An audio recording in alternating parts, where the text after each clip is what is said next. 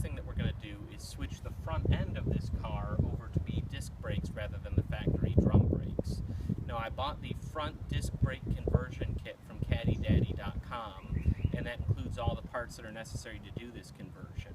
So at this point, I've now jacked the car up and removed the wheel, and slightly before working on this video, I was banging away for a little while trying to remove the front drum. I've never dealt with front drums before, and I hope this is the last time I'll ever have to touch them again. As it turns out, I've looked up and found out that you actually need to remove the dust cover and the nut, similar to how you would have to do removing the front rotor on an older disc brake car. The same is true for the front drum brake, so I've been banging on this thing with a hammer trying to yank it off the hub for nothing. So the next thing I'm going to do is remove the front dust cover and nut. So now I'm just using a flathead screwdriver to pry this dust cover off, and that should expose the cotter pin and nut which are holding this whole assembly onto the wheel. And we can see that right there, packed in with grease. I'm just going to take some pliers here and bend the legs out so that we can get the cotter pin out. So I'll just get those up in here, get that cotter pin squeezed together, and then shoved through the hole. This may take a little bit of fiddling, and once we're done with it, we'll be able to take the nut off. So now the cotter pin has been removed, which means that this nut can come off. Now this nut is bigger than 1 inch, and I don't have any sockets large enough to do that, but what I can use is just an adjustable wrench, because these nuts don't get torqued on very hard. And so with that adjustable wrench, I can now unscrew the nut that holds the hub on here. Now there's a lot of grease, so get ready to really make a mess of things with this. With that nut removed, that should allow the brake drum assembly to come off. And we can see, wow, that was really easy compared to the banging around that I'm used to having to do with the rear drum brakes on cars. So I'm going to sort of pop this out here. I don't think that we're going to have to reuse this bearing. I'll have to double check the kit. Just in case we do have to reuse it though, I'm going to be a little bit delicate with it.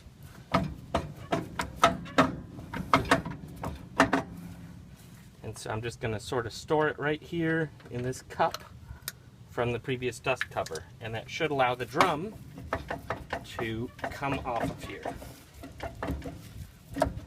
Note that a little bit of wiggling may be necessary, but eventually it comes off. And note that the studs are actually part of the drum in this case, so don't be fooled by that.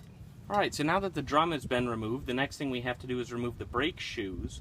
Now if you have one of those handy hooked brake shoe removal tools, now would be a great time to use it. Unfortunately, I don't have one.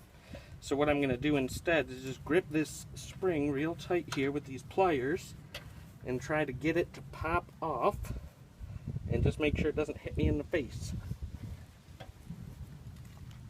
So this can be a little bit tricky, but if I grip it from the right spot, I can probably pop it loose on here. Now I don't have to be too careful about preserving any of this because, of course, we're just going to be scrapping this entire drum brake system. So I can sort of go about a little bit lazier route to removing this. So there's one spring gone. Pop the next one out using the same sort of method here.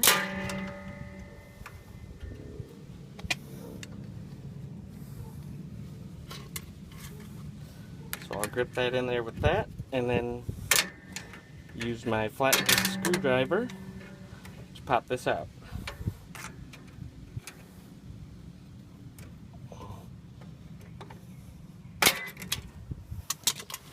There we go. So those springs are now loose. Now these springs here just need to be rotated in order to remove them. Alright, so I was able to get all the springs eventually removed from here. I forgot that these springs right here actually have a piece that needs to be rotated about the stud that sticks out so that it lines up with the slot, and that popped out. Alright, so now that all the springs and the brake shoes have been removed, this backing plate that also has the master cylinder on it has to be removed. Now, I tried to disconnect the original brake line up here, but unfortunately the fitting is stripped, so just like the same problems that we've run into where we're going to have to reroute the brake lines to the master cylinder, this piece of brake line is going to have to be replaced. So don't expect to do this job without possibly having to replace brake lines, or at least fittings, and reflare some of these. So in the interest of expediency, since I'm going to handle all the brake line stuff later, I just cut the hose that went to the wheel cylinder on here, and then I removed 3 large bolts, one that went through here, and then 2 more that came through from the back on here and had nuts on them. Once those 3 were removed, then I was able to wiggle this assembly free, and then this whole piece comes off of the spindle, as you can see here, leaving the steering connection and the spindle itself. And as you can see, this spindle is very dirty, so I'm going to have to clean this up before I re-grease it and install the new brake kit. Now that the spindle's been cleared of all the dirt and grease that was on there, the next thing that I'm going to do is install this bracket that came with the front disc brake conversion kit.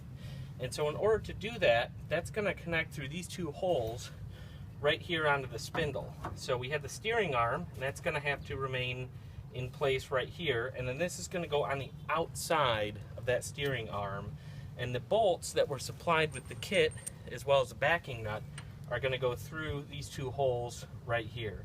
So this will all be held in place from here. This top connection here will no longer be used for anything. Alright, so the bracket has now been installed on the spindle, and the steering arm has been attached to it. So these 2 bolts went all the way through both of them with a nut on the back side. And what I did was I used this long wrench in order to hold the nut in place, while I used an impact gun, as you can see here, to tighten all of that up. So this is all on tight now. The next step is going to involve packing grease into the bearings so that we can then put them into the rotor and get the rotor installed. Alright, so the next step of this process is going to be to insert the wheel bearings into the rotor so that we can then put the rotor on the spindle.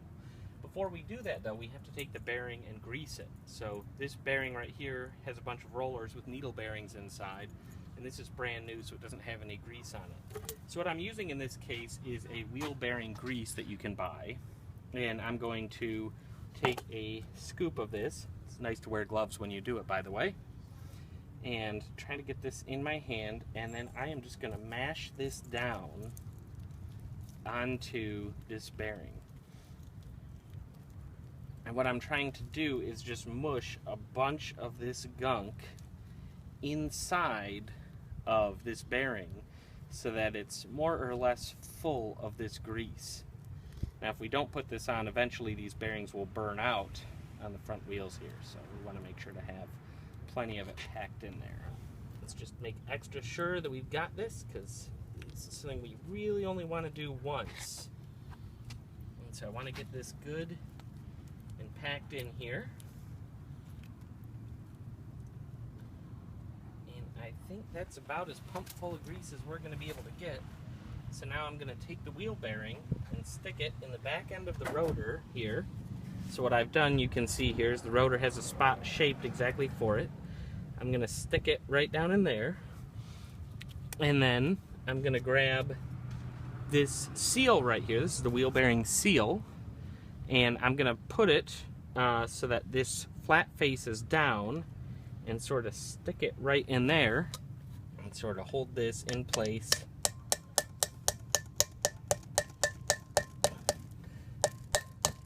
And try to get this seal tapped in here real tight. And that will hold that bearing in place. So now we're good with that. The next step will be to actually install the rotor onto the spindle. So I'll take the rotor here,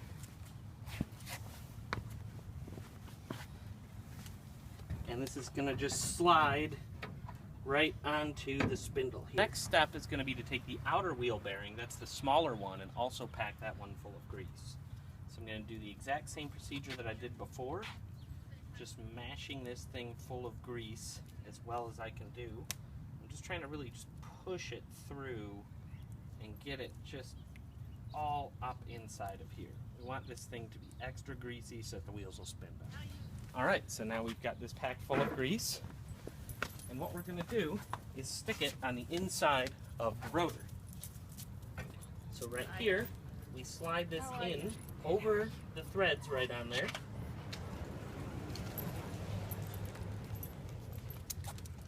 And the outer part seems to be a little bit stuck on here in this case. but we're going to see if maybe we can just push it on with the nut. And I'm going to take this nut and we will use the nut to push the bearing into the rotor in this case. And so all I need now is just a large enough wrench to be able to get that on there. And because I don't have a super large wrench, I'm just going to use this adjustable set of pliers here. And we will adjust that onto here so that then I can spin this nut in place.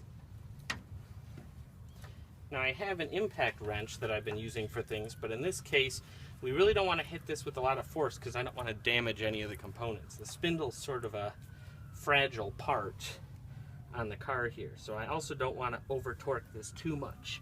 I just want to get it hand tight on there like this. And so with it hand tight on there, we can spin this rotor freely and see sort of how that grease affects it. I'm probably going to take this just an extra turn for good measure. If I can get the pliers that are on here. And see, in this case it really doesn't even want to go an extra turn, so we're fine there. Then I'm going to take my cotter pin and I have to find the hole where that goes in right here, and I'll push that through, and then I'll take the pliers and I'm going to bend this cotter pin out like this. And that is going to keep the nut here from dislodging so that it can't work itself loose as I'm driving the car. So we'll take the pliers here and just make sure that is good and smashed on there. Alright, so this nut now should not be going anywhere. The wheel spins freely, and then the last step is to put the dust cap on. Alright, so the next step here is that I'm going to take this dust cap, which came with the kit, and I'm going to put it over here to protect that inner wheel bearing and make sure that no dirt can get in and get onto all the grease that we've just packed onto there. So what I'm going to do is take a rubber mallet here, and this can be a little bit tricky because we actually have to get this lined up straight. If it's not lined up straight, then it will go in crooked every time, and this can be a bit of a challenge. So I'm going to hit this here with the mallet.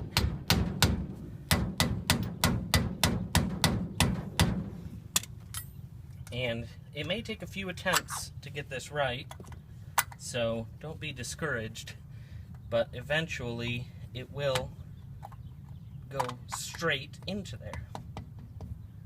Alright, so now that we have the dust cover installed, the next step is going to be to install the calipers. Now the calipers came in this kit with the brake pads already in place, and they have these hex head screws on here, and they have the little adjustment sleeves to allow this to move back and forth. So I took the adjustment sleeves and pushed them back in. That's going to make it easier to slide this onto the bracket. And then what we're going to do is we're going to install this. Now this caliper is stamped as the right caliper, but the instructions that came with the kit clearly say the bleeder screw must be on top, and that's emphasized in bold. So if I want this bleeder screw on top, it's going to have to get installed here on the driver's side of the car. So we're going to do that. So with everything adjusted in place here, all I need to do is slide the caliper in place right onto the rotor here, and I just have to get it lined up in a way that it will fit in. And there's really only one way that this will fit, so it may take a slight bit of finagling to get it in here. And there we go. So now I take the bolts that were supplied, and what we're going to use for this one is a Allen screw. So I have a 3/8 inch Allen bit, and that's what's going to allow us to attach on here. So all I need to do is come into the back and screw this into the backing plate.